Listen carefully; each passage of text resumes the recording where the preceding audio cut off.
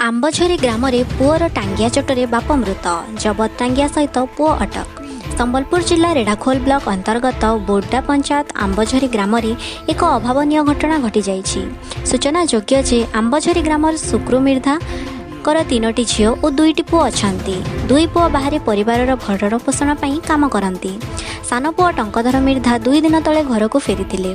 शनिवार अपराह्न खाई पी सारा पर कौन कारण बाप पुओ मध्य बचसा होता। फल पुओ टंकधर मिर्धा निशाशक्त अवस्था बाप सुक्रू मिर्धा को बेकरी निर्मम भाव में टांगिया 3 चोट मारी।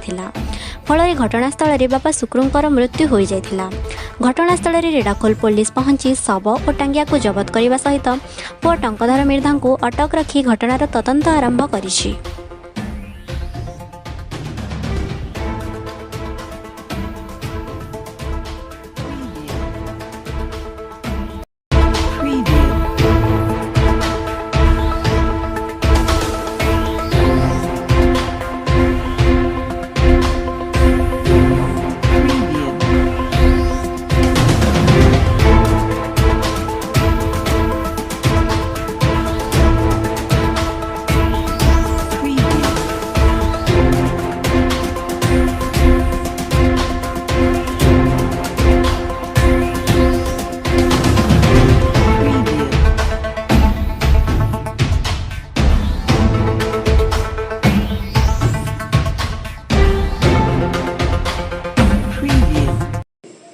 आपणक अंचलर टिकिनिकी खबर सबुठु आग देखिबा पई आम चैनल को लाइक सब्सक्राइब एवं शेयर करंतु।